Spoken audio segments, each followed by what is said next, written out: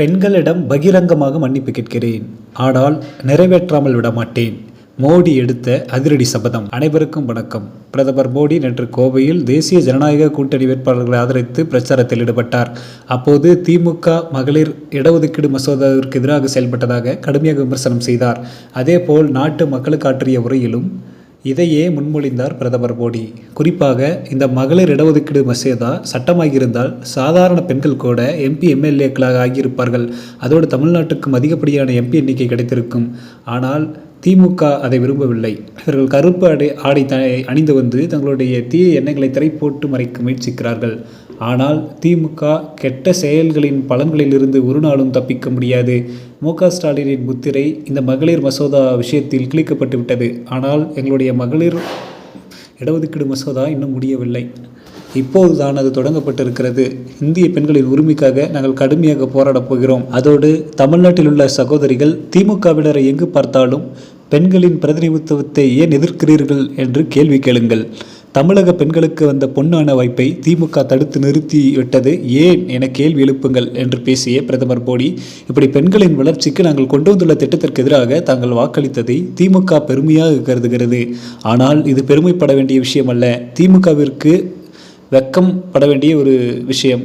திமுக பெண்கள் வளரவே கூடாது என நினைக்கிறார்கள். வெளியில் திமுக பெண்களுக்கு ஆதரவாளர்கள் போல் வேஷம் போடுகிறார்கள். இதை தமிழ்நாட்டு பெண்கள் புரிந்து கொள்ள வேண்டும் என்று ஆவேசமாக பேசியிருக்கிறார் பிரதமர் மோடி. அதையடுத்து பாஜகவின் முன்னாள் தலைவர் அண்ணாமலை பேசும்போது, தமிழ்நாட்டில் திமுக ஒட்டுமொத்த தமிழர்களுக்கும் துரோகி, பெண்களை வளரவே விடக்கூடாது என முடக்க பார்க்கிறார்கள். வெளியில் பெண்களுக்கு தங்கள் ஆதரவாளர்கள் போல் வேஷம் போடுகிறார்கள். இதை தமிழ்நாட்டு பெண்கள் புரிந்து கொள்ள வேண்டும் என்று ஆவேசமாக பேசியிருக்கிறார் பிரதமர் மோடி.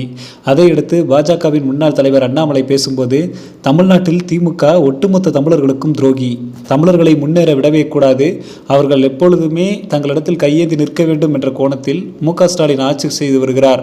அதனால் தமிழகத்தில் உள்ள தாய்மார்கள் சட்டசபையிலும் பாராளுமன்றத்திலும் குரல் கொடுக்கக்கூடாது என்பதற்காக திட்டமிட்டு மகளிர் இடஒதுக்கீடு மசோதாவிற்கு எதிராக வாக்களித்த திமுகவிற்கு இந்த சட்டமன்ற தேர்தலில் தமிழகத்தில் உள்ள ஒரு பெண்கள் கூட வாக்களிக்கக்கூடாது என்று அவர்களின் பாதம் தொட்டு கேட்டுக்கொள்கிறேன் என்று பேசிய அண்ணாமலை, ஏப்ரல் 23 சட்டமன்ற தேர்தலில் தமிழ்நாட்டு பெண்களின் குரலை நசுக்கிய காங்கிரஸுக்கும் திமுகவுக்கும் தமிழ்நாட்டு பெண்கள் ஒருவருக்கு கூட வாக்களிக்கக்கூடாது, இனிமேல் தமிழ்நாட்டில் எப்பொழுதும் திமுக ஆட்சிக்கு வரவே கூடாது என்ற தீர்ப்பை ஏப்ரல் 23 நீங்கள் அனைவரும் வழங்க வேண்டும் என்று தமிழ்நாட்டு பெண்களை கேட்டுக்கொண்டுள்ளார் அண்ணாமலை.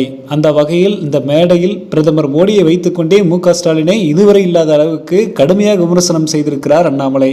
அவர் அப்படி பேச அங்கு கூடியிருந்த பாஜக தொண்டர்கள் மிகப்பெரிய அளவில் கைத்தட்டியபடி ஆரவாரம் செய்தபடி உற்சாகப்படுத்தி கொண்டே இருந்தார்கள் என்பது குறிப்பிடத்தக்க ஒரு செய்தியாக இருக்கிறது.